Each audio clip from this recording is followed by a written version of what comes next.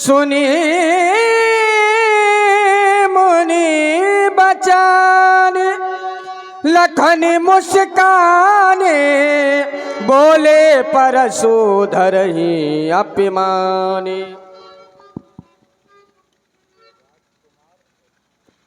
आप सभी लोगों ने सुना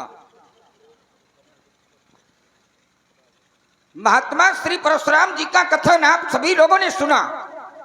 और ध्यान दें,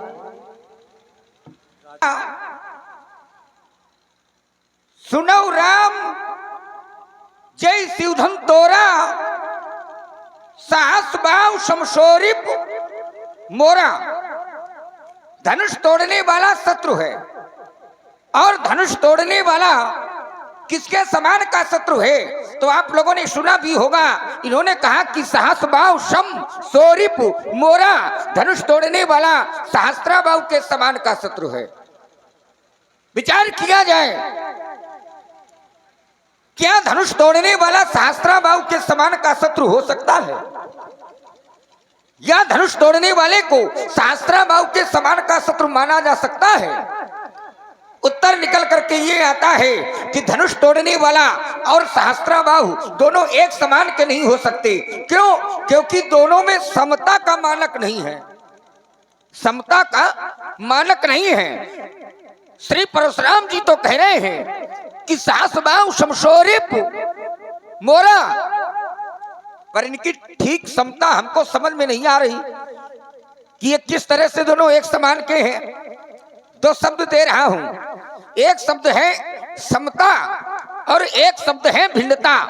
उत्तर निकल करके ये आता है कि जहां पर समता है वहां पर भिन्नता नहीं है, और जहां पर भिन्नता है वहां पर समता नहीं है, और यहां पर समता कह रहे हैं श्री परशुराम जी। पर जब मैं विचार करता हूं तो पाता हूं कि भिन्नता है, भिन्नता। अच्छा, भिन्नता धनुष तोड़ने वाले में और सहस्त्रा बाहु में क्या है? विचार ये करना होगा। सहस्त्रा बाहु ने जिस समय इनके पिता के आश्रम से गाय को छीना, तो सहस्त्रा बाहु का जो कार्य था वो बरियाई का था। बरियाई, बरियाई माने होता है जबरदस्ती।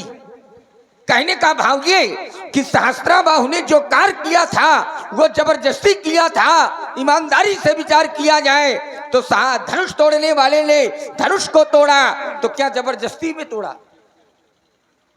नहीं, सहस्त्रा बाहु ने कार्य किया था जबरदस्ती का, पर धनुष तोड़ने वाले ने जबरदस्ती धनुष को नहीं तोड़ा।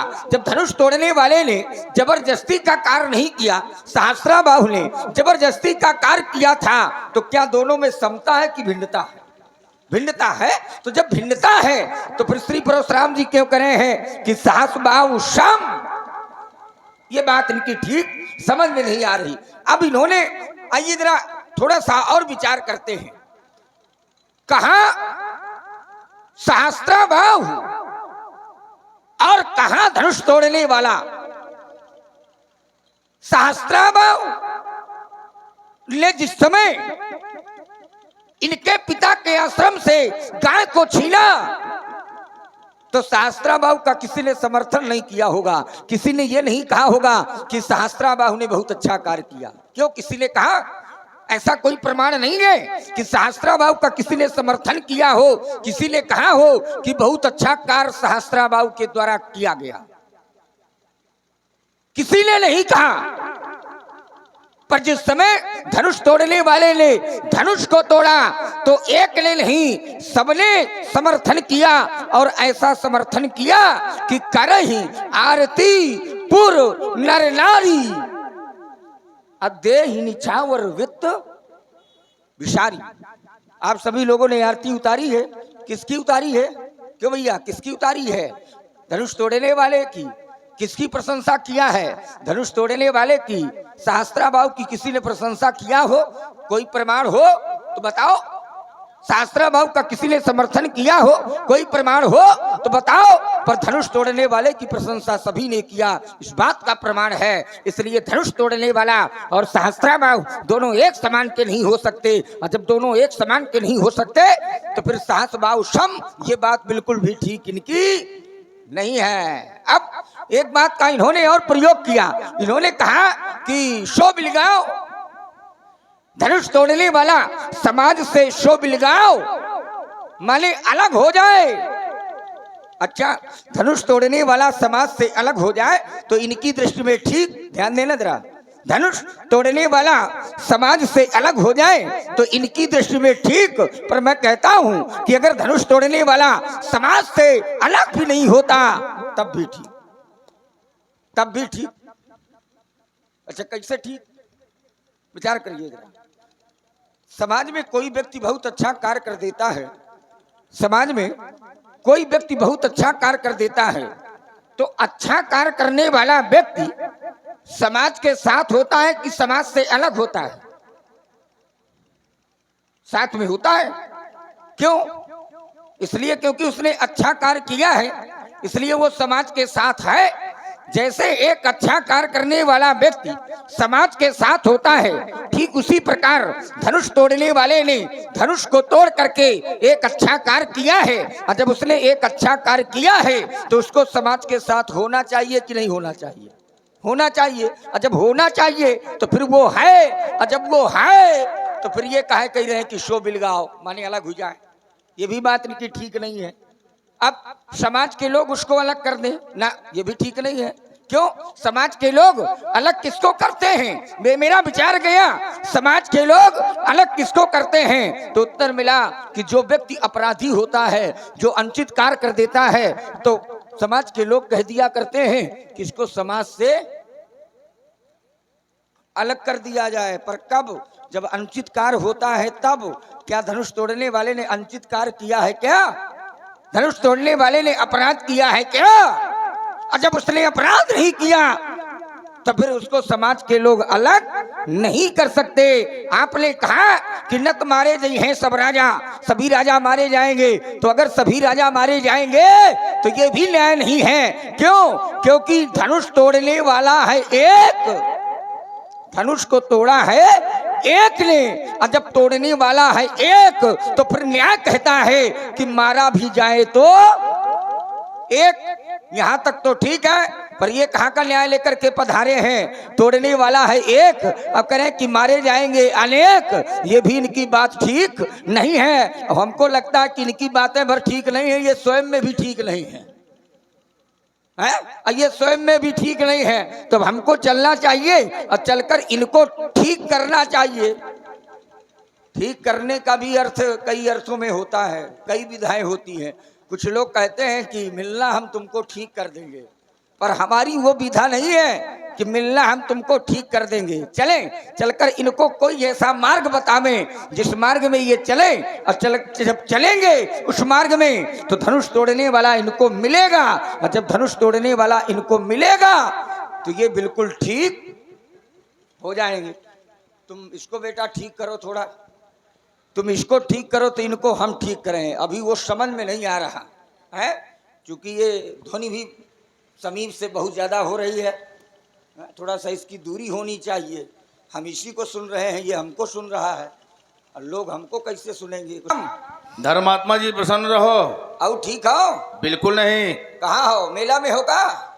मेला मेला मेल आ ठीक नहीं हो? काहे ठीक नहीं हो? भगवान शंकर का धनुष तोड़ दिया गया है। हाँ, यही कारण है। देखिए, भगवान शंकर का धनुष तोड़ दिया गया है तो आप ठीक नहीं हो। अच्छा, मैं विचार करने लगा कि महाराज आप ठीक हो, माने आप कुशल से हो। तो लोग कहते हैं कि हम कुशल से हैं, हम ठीक हैं। तो बोले हम ठीक नहीं है, हम कुशल से नहीं है। अच्छा, क्यों नहीं है? वो इसलिए नहीं है कि भगवान शंकर का धनुष तोड़ दिया गया है। तो मेरा ध्यान गया कि व्यक्ति की कुशलता क्या धनुष से है? शास्त्रीय चिंतन आप करिए, शास्त्र सम्मत। क्या व्यक्ति की कुशलता धनुष से है?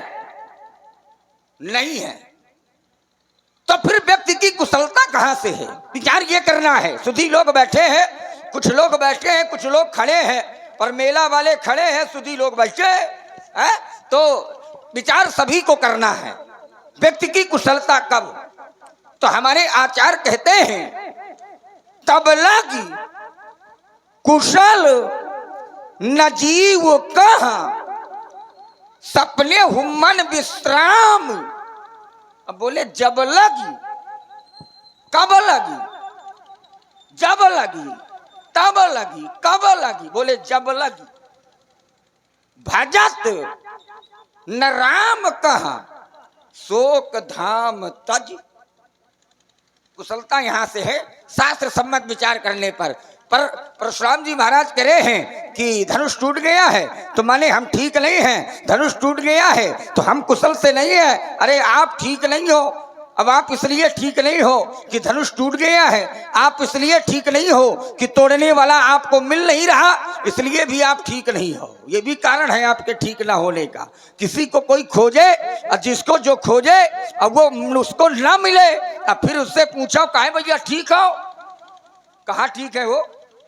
हम जिसको खोज रहे हैं वो हमको मिल ही नहीं रहा, अब वो हमको मिल नहीं रहा, इसलिए हम ठीक नहीं है। अब वो इसलिए भी नहीं मिल रहा कि ऐसे होता तो कहाँ मिल जाता, पर वो मेला है तो वो मेला में अब नहीं मिल रहा है, इसलिए आप ठीक नहीं हो। है अब आप ठीक हो जाओगे। क्यों? धनुष तोड़ने वाला मिले और चाहे ना मिले, पर लक्ष्मण आपको मिल गया है तो आप ठीक हो जाओगे। मेरा ध्यान गया आपके क्रोध पर कि एक टूटा तो एक के टूटने पर आप इतना क्रोध कर रहे हो। महाराज एक बात बता मैं आपको, यहाँ पर टूटा एक, ध्यान देना, यहाँ आंखें ना दिखाओ, भला नहीं हम आंखें निकाल लेते हैं। हाँ मेरा ध्यान गया आपके क्रोध पर, तो पाया ये कि यहाँ पर टूटा एक, एक के टूटने पर आप इतना क्रोध कर रहे हो, और यहाँ पर टूटा है एक और मैंने तोड़ी बहु, बहुथन भी तोड़ो लड़काई पर कबहूला असरिश कील गोसाई। मैंने बहुत से धनियों का खंडन किया, तब ऐसी रिश्त और ऐसा क्रोध नहीं किया गया जैसा क्रोध जैसी रिश्त आज एक के टूटने पर की जा रही है। महाराज ये धन पर ममता की हेतु, आपकी ममता, आपका ममत इस धनुष के प्रति है, तो फिर इसका हेतु क्या है, कारण क्या है, अवगत कराया जाए। मैं भी तो समझ लूं कि कितना बड़ा लगाव है आपका इस धनुष के प्रति। एक प्रार्थना है आपसे महाराज, बोलो, ध्यान पूर्वक सुना जाए, कान लगा के सुना जाए। प्रार्थना ये है कि क्रोध ना करो। क्रोध क्यों ना करो? क्रोध इसलिए ना करो कि धनुष को तोड़ करके कोई अपराध नहीं किया गया। क्रोध इसलिए ना करो कि धनुष को तोड़ करके कोई अनुचित कार्य नहीं किया गया। जब कोई अपराध नहीं किया गया, कोई अनुचित कार्य नहीं किया गया, तो फिर न्याय कहता है कि क्रोध भी नहीं होना चाहिए। एक काम करियो, ना हो तो क्रोध को त्यागो और धीरे से किनारे से भागो, और लक्ष्मण के चक्कर में पड़े हो बात जल्दी बनेगी नहीं। 7 द्वीप और 9 खंडों से आए हुए इन राजाओं के समक्ष कटु शब्दों का प्रयोग करने वाले राजकुमार, क्या वशिष्ठ जी की वामदेव की विशिष्ट पाठशाला में तुमको यही संस्कार दिए गए हैं? सुन मुनि बचन लखन मुस्काने, बोले परशु धरहि अपमाने। मुनि वाणी सदैव सत्य होती है, यह सब जगबाली का कही राखा कि देव न मुधा होए मुनि भाखा, कि मुनि की वाणी कभी असत्य नहीं होती है। तो जिस वाणी में सत्यता का प्रमाण पत्र लगा हुआ है तो उस वाणी पर कोई टीका टिप्पणी न करना चाहिए, और टीका टिप्पणी अगर किया है तो अपमानित वाणी का प्रयोग तो होना ही न चाहिए। तो सर्वथा सिद्धांत का धरातल हटा करके तुमने अनुचित धरातल का प्रयोग किया है। आइए जहां से आरंभ हुए थे हम सीधे वहीं से प्रारंभ हो रहे हैं। सहस्त्रबाहु समशोरित मौरा कि धनुष तोड़ने वाले और सहस्त्रबाहु में बड़ी भिन्नता है। देखिए दोनों के गुण और दोषों से हमने समीक्षा नहीं किया है ना, कि दोनों के गुण कैसे हैं या दोष कैसे हैं, अपराध से समीक्षा है। सहस्त्रबाहु अर्जुन साधारण महिपाल नहीं था, उस समय उसने 85,000 वर्ष युवा रह करके संपूर्ण भूमंडल का शासन किया था। चक्रवर्ती राजा था सहस्त्रबाहु, जिसकी राजधानी थी महिष्मतीपुरी। जब ही इसे मंत्रियों ने सिंहासन में बैठाया तो इसने सिंहासन में बैठना स्वीकार नहीं किया। इसने कहा मैं पहले इतनी योग्यता प्राप्त करूंगा कि इस पद का मैं सही रूप से निर्वहन कर सकूं। तो कुलाचार गर्गाचार मुनि ने कहा कि तुम सद्ध पर्वत में जाओ, वहां भगवान नारायण के अंश से उत्पन्न दत्तात्रेय मुनि निवास करते हैं, उनकी आराधना करो। 10,000 वर्ष तक दत्तात्रेय मुनि की सेवा किया, तब एक साथ उसे 12 वरदान प्राप्त हुए। अघरहित ऐश्वर्य शक्ति, जिससे प्रजा का पालन हो, औरों की मन की बात जानूं, युद्ध समय सहस्त्र भुजाएं हो, रण में ना कोई जीत सके, सर्वत्र गति अव्याहत हो, सोचे प्रजा अधर्म तो भय हो मेरा, तत्काल अधर्म निवारण हो, श्रेष्ठ अतिथि की प्राप्ति निरंतर, बद विश्व विजेता वीर से हो, कुमार्ग में यदि जाऊं कभी, उपदेश तुरंत सन्मार्ग का हो, अव्याहत गति का कंचन विमान, ब्राह्मण चरणों में भक्ति हो। वरदान सभी अच्छे थे, लेकिन अहंकार के कारण आकर उसने कामधेनु गौ का वरियाई हरण किया।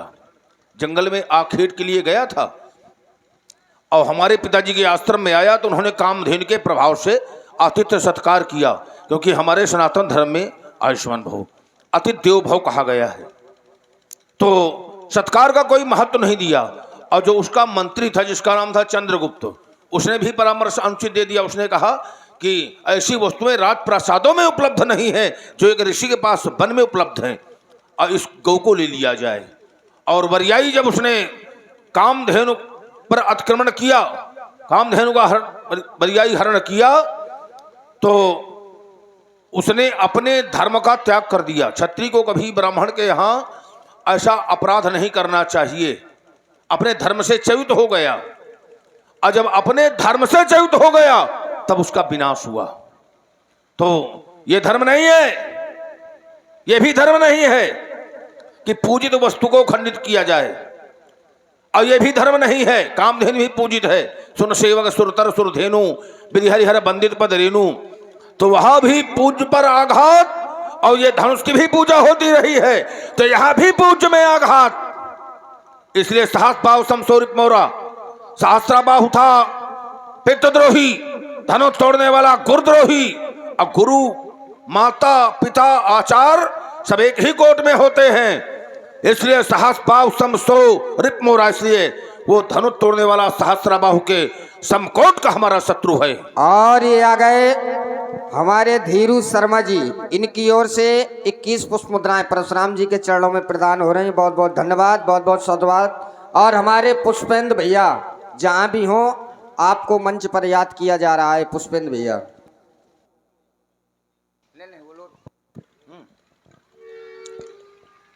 सो बिलगाओ बिहाय समाजा, नत मारे जई हैं सब राजा। अब देखिए यहां पर हमने वैधानिक चेतावनी दिया है कि वह एक पसंग होकर आ जाए। इनका कहना अपराध एक ने किया है, मारे जाएंगे सब। इस पर थोड़ा चिंतन कर लो।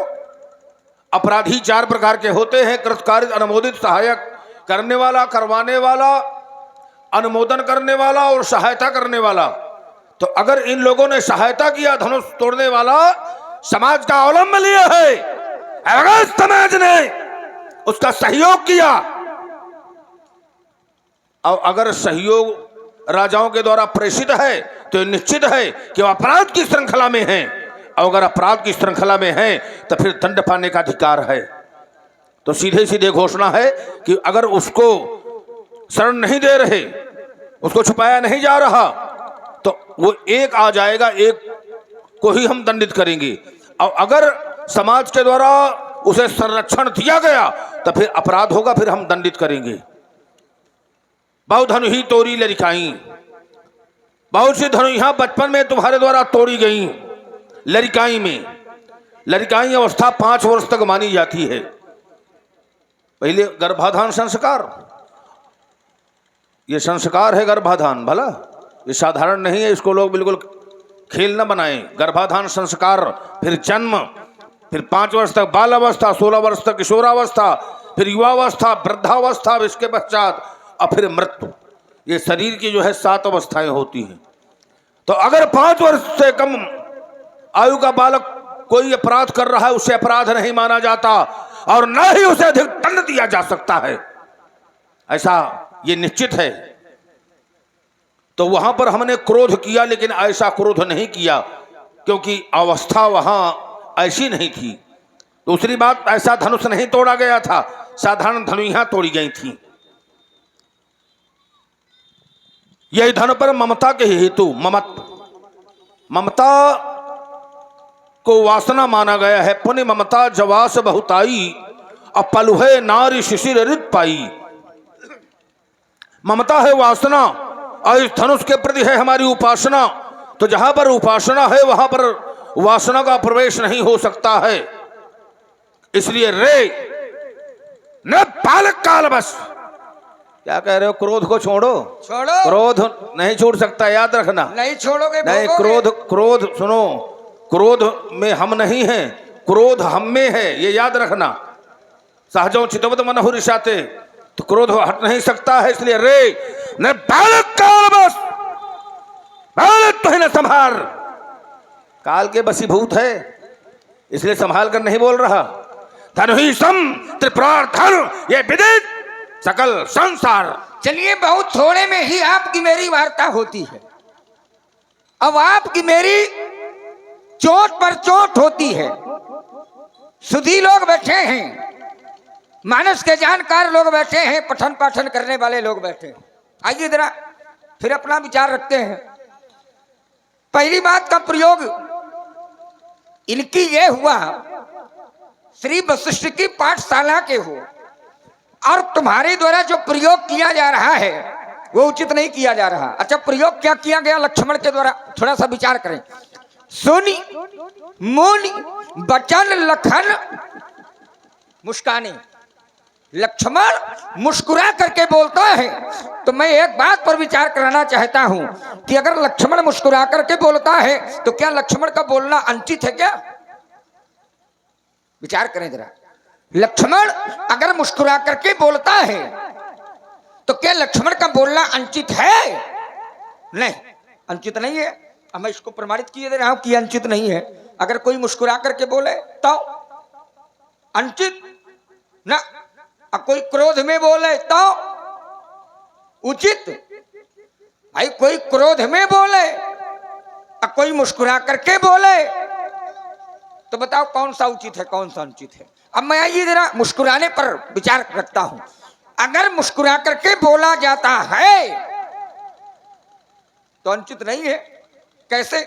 तो एक प्रमाण मिलता है, सोनी बोली मुस्काए भवानी, उचित कहो मुनिवर विज्ञानी। मुस्कुरा करके बोली भवानी, पर क्या परिणाम है? उचित कहो मुनिवर विज्ञानी। किसी ने आरोप लगाया, किसी ने कहा कि नहीं अनुचित किया गया, किसी ने कहा कि अनुचित बोला गया। अब मुस्कुरा करके बोली है, तो जब वहां का मुस्कुराना अनुचित नहीं है तो फिर लक्ष्मण के प्रति आरोप कैसे लगा? पहली बात।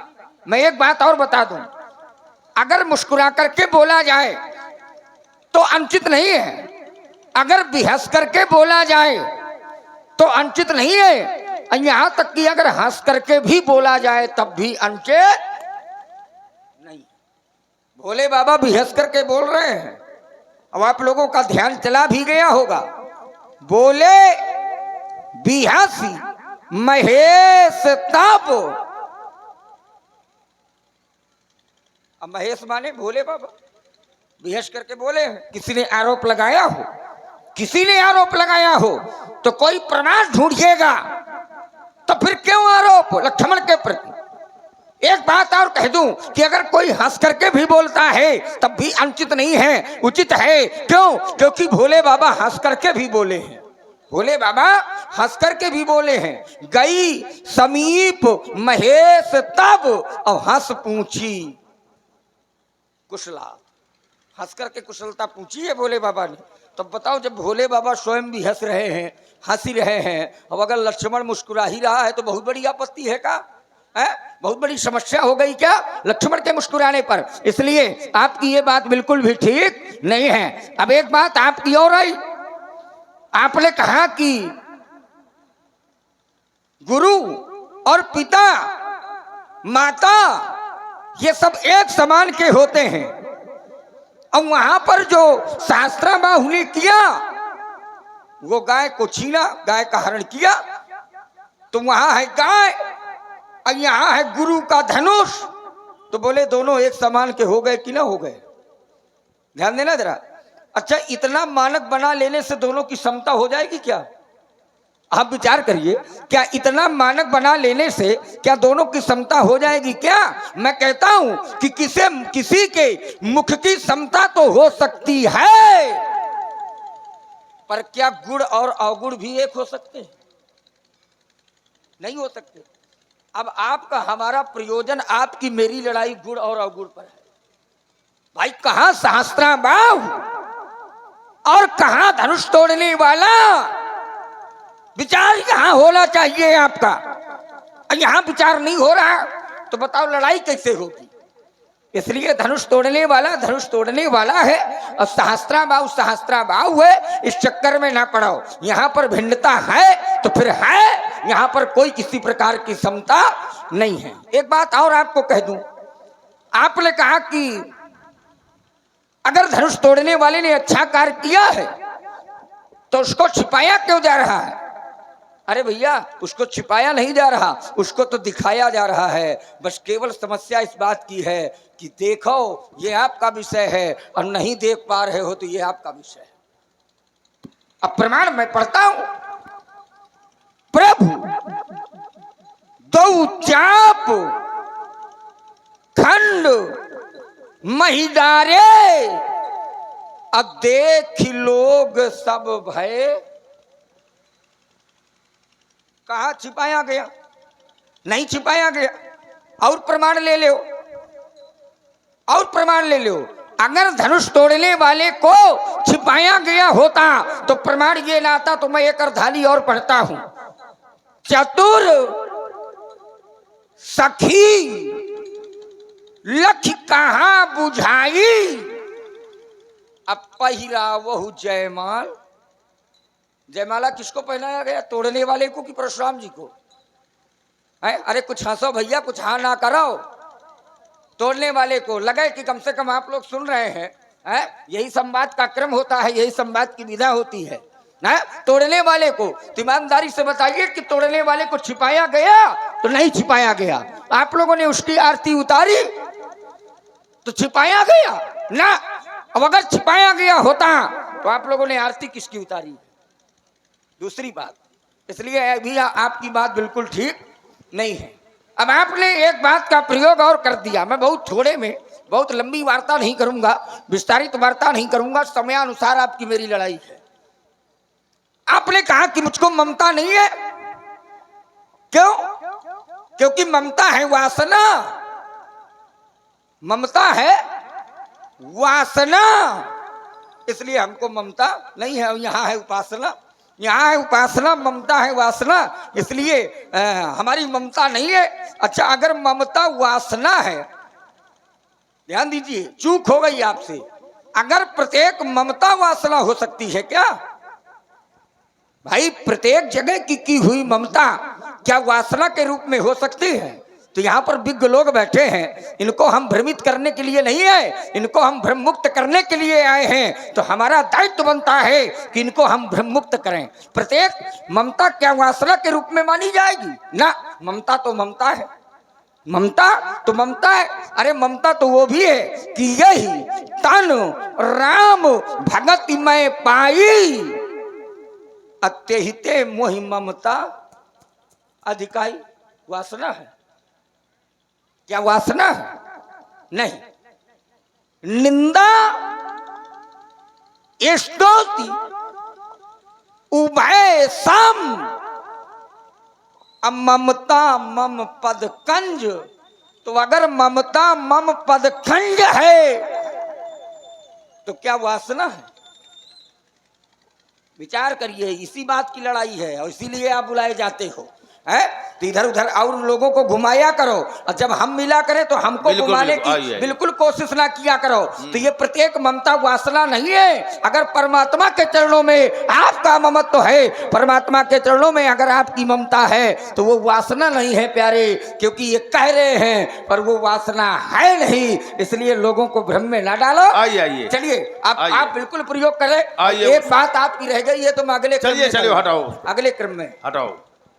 देखिए नहीं हटाओ, हंसना, अरे अगले क्रम में नहीं, लेना। हटाओ ना। नहीं नहीं अगले क्रम में, हटाने से उसको काम अगले ना क्रम में बनेगा। हाँ। बात लघु चर्चा हटाओ हो, ना। वही बात 2 चरणों में होगी तो और प्रभावी होगी। हाँ।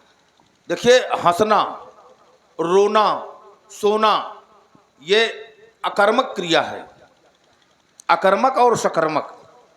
तो हंसना, रोना, सोना आदि ये अकर्मक सकर्मक क्रिया नहीं है। लेकिन अगर किसी के प्रति हम व्यंग्यात्मक हंस रहे हैं, उसमें दोष माना गया है। हंसी है कूर कुटिल कुविचारी, जे पर दूषण भूषण धारी।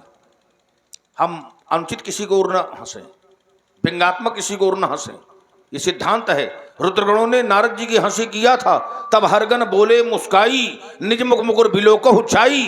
तो नारद जी ने तत्क्षण श्राप दिया था, हो निशाचर जाए तुम कपटी पापी दो, हंसो हमें सो ले पर बहुर हंसो मुनि को।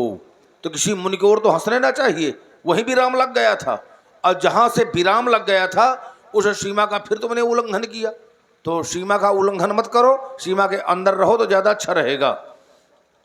आइए और आगे बढ़ रहे हैं कि धनुष तोड़ने वाले को छुपाया जा रहा है। देखिए धनुष तोड़ने वाला अगर सामर्थ्यवान है तो उसको आना चाहिए, क्योंकि राजा जनक से हमने नाम जानना चाहा।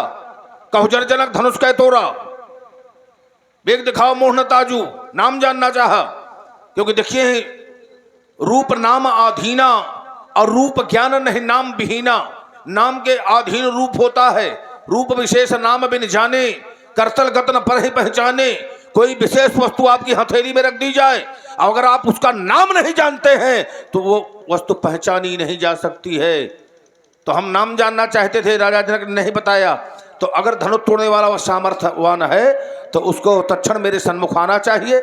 आज हम यही तो देख रहे हैं कि इतना प्रचंड वीर इस धराधाम में कौन हो गया जिसने भगवान शंकर के धनुष में आघात किया है।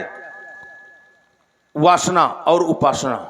देखिए जहां पर वासना है तो वहां पर उपासना नहीं हो सकती, जहां उपासना है वहां पर वासना नहीं। तुम्हारा कथन है कि ममता प्रत्येक स्थान पर अनुचित नहीं है। देखिए इस यहां पर थोड़ा चिंतन करें। जैसे झूठ बोलना पाप है, सब लोग जानते हैं, ये सिद्धांत है। लेकिन कुछ ऐसे स्थान हैं जहां पर झूठ बोलने से पुण्य और सत्य बोलने से पाप होगा। गौ ब्राह्मण हिंसायाम, जहां गौ ब्राह्मण की हिंसा हो रही हो, कोई बधिक किसी गौ का पीछा किए हो, तुमसे पूछे कि इधर को गई है या इधर को, किस दिशा को गई है, तो वहां झूठ बोलना ही पुण्य होगा और सत्य बोलना ही पाप होगा। अब अगर कोई इसको सिद्धांत बनाए कि वो झूठ बोलना पुण्य है, सत्य बोलना पाप है, तो ये अनुचित है। ममता को नकारा गया है। जैसुन सादर नर बड़ भागी, भव तरी है ममता मत त्यागी। चोग अग्निकर प्रगट तब कर्म शुभा शुभ जाए, अब बुद्ध सिरावे ज्ञान घृत तो ममता मल चर जाए। जब ज्ञान दीपक जलाया जाता है तो ममता रूपी मल को जला दिया जाता है। बुद्धि सिरावे ज्ञान घृत, क्योंकि ममता है ज्ञान का बाधक। ममता रत सन ज्ञान कहानी, और अति लोभी सन बिरत पखानी। जो अत्यंत लोभी हो उससे वैराग की चर्चा करना व्यर्थ है, और जो ममता में फंसा हुआ है उसे ज्ञान की कथा अच्छी नहीं लग सकती है। तो ममता मल जर जाए, तो ममता का त्याग बताया गया है। रस रस सूख सरितर पानी, और ममता त्याग करे जिम ज्ञानी। इसीलिए ज्ञानी लोग ममता का त्याग कर देते हैं। क्या ममता नहीं है, श्रद्धा है और आस्था है। क्यों कि इस धनुष के माध्यम से भगवान शंकर ने हमें धनुर्वेद का ज्ञान करवाया था। कर्ता कर्म करण, भगवान शंकर कर्ता और उनके द्वारा कर्ण यानी इस धनुष को माध्यम बनाया गया।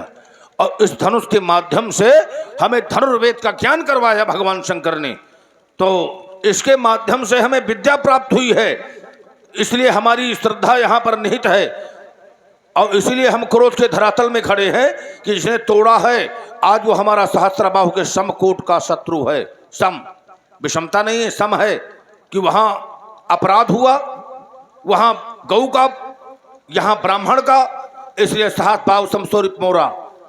ये धनुष दैवी संपत्ति, कामधेन दैवी संपत्ति, वहां दैवी संपत्ति में आघात, यहां दैवी संपत्ति में आघात, इसलिए सहस्त्रबाहु समसो सम, वो सम है और सोरित मोरा, इसलिए वो सहस्त्रबाहु के समकोट का ही शत्रु है। अब आज हमें देखना है कि आखिर कौन है इतना प्रचंड वीर जिसके द्वारा भगवान शंकर के धनुष का खंडन किया गया। इस धनुष के द्वारा मानवता की रक्षा हुई है, दानवता का दमन हुआ है इसके द्वारा, और इसके द्वारा समाज पर उपकार किया गया है। और उपकार सबसे श्रेष्ठ धर्म है। तदपि करब मैं काज तुम्हारा, क्यों कि श्रुति का है परम धर्म उपकारा। तो इसके द्वारा समाज के प्रति उपकार किया गया है। तो जो समाज के प्रति उपकार करे तो उपकार करने वाले के साथ अपकार क्यों। इसीलिए हम क्रोध के धरातल में हैं। तो हमारा क्रोध नैतिक है, अनैतिक नहीं है, याद रखना। चलिए महाराज, मैं फिर आपकी बातों पर चिंतन करता हूं।